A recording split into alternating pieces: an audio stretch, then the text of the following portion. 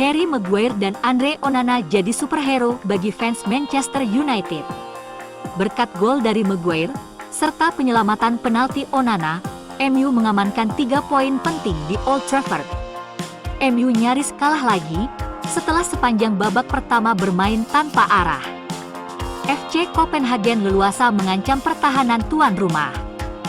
Quartet Dalot, Maguire, Varane, Reguilon, untungnya cukup solid menahan sejumlah peluang emas lawan. Menurunkan formasi 4-1-4-1, Sofyan Amrabat sebagai gelandang bertahan, tidak cukup prima membantu stabilisasi lini tengah. Di babak kedua, Ten Hag mengganti Amrabat dengan Eriksen, dan menggeser McTominay ke posisi Amrabat. Hasilnya, MU mulai menemukan irama dan momentum. Eriksen pun melepas satu assist yang ditanduk Maguire menjadi gol satu-satunya. Drama terjadi di menit akhir waktu tambahan. Kemelut di muka gawang MU, membuat McTominay tak sengaja menendang wajah lawan. Tak ampun, wasit menunjuk titik putih. Sepertinya laga akan berakhir imbang. Disinilah Onana tampil dingin dan memanfaatkan pengalamannya. Eksekusi penendang penalti Copenhagen, Jordan Larsson, berhasil ditepisnya. Putra mantan striker MU, Henrik Larsson, itu pun termangu tak percaya. Selamatlah 3 poin yang dinanti-nanti pendukung tuan rumah. Andre Onana memang pahlawan utama MU saat menyelamatkan timnya dari kebobolan dari penalti lawan. Tetapi Alejandro Garnacho patut mendapat kredit untuk upayanya membantu Onana. Ia tertangkap kamera melakukan sesuatu di titik penalti sebelum Andre Onana menyelamatkan upaya tembakan Jordan Larsson. United memastikan kemenangan penting di Liga Champions atas Copenhagen berkat penyelamatan penalti di menit-menit akhir dari Andre Onana. Alejandro Garnacho tampak menginjak-injak titik penalti sementara wasit tidak melihat beberapa saat sebelum tembakan Jordan Larsson berhasil diselamatkan. Setan Merah kini melonjak ke posisi ketiga grup A, di belakang Bayern Munich dan Galatasaray. Di laga sebelumnya Galatasaray ditekuk Munchen 3-1 di kandang sendiri. Publik Old Trafford memberikan penghormatan kepada legenda klub Sir Bobby Charlton sebelum kick-off. Pahlawan Piala Dunia 1966 itu meninggal pada hari Sabtu setelah berjuang selama 3 tahun melawan demensia. Sebelum pertandingan, kedua tim mengheningkan cipta selama 1 menit, dan Erik ten Hag membawa karangan bunga ke tengah lingkaran, bersama Kapten MU U19 Daniel Gore dan Alex Stepney, mantan rekan setim Sir Bobby.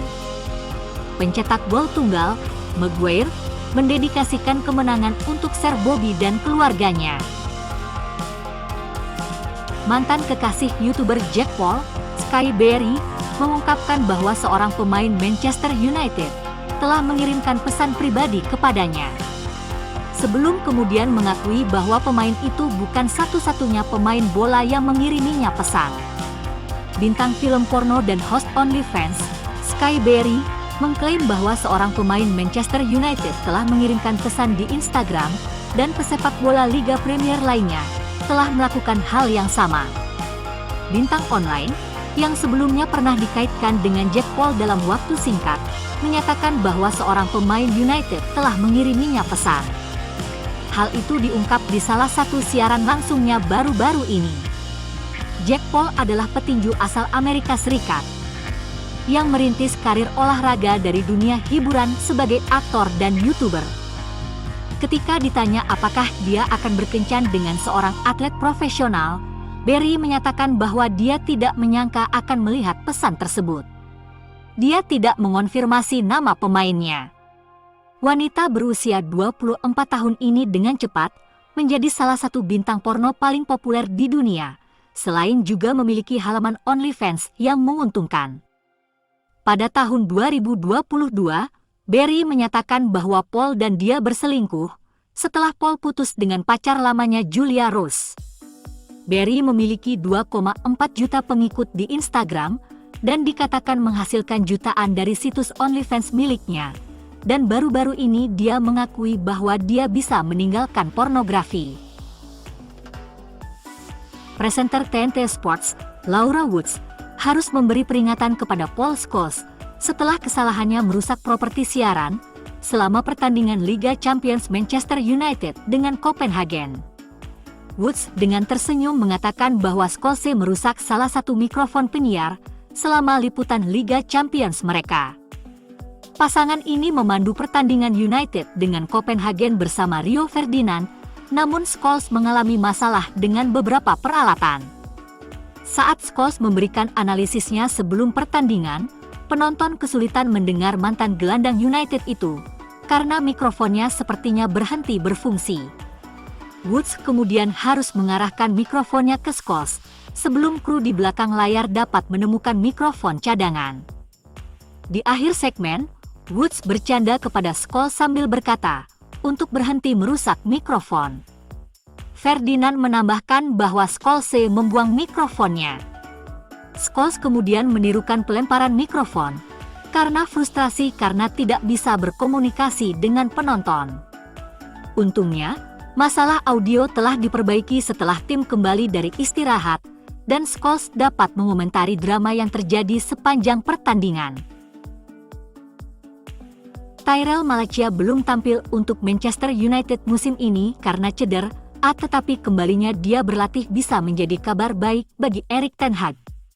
Malacia telah kembali berlatih menyusul cedera lutut yang membuatnya tidak bisa tampil sama sekali musim ini.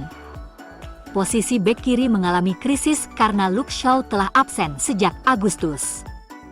Ten Hag terpaksa mendatangkan Sergio Reguilon dengan status pinjaman dari Tottenham pada bulan September, serta mendatangkan Sofyan Amrabat dengan kontrak sementara.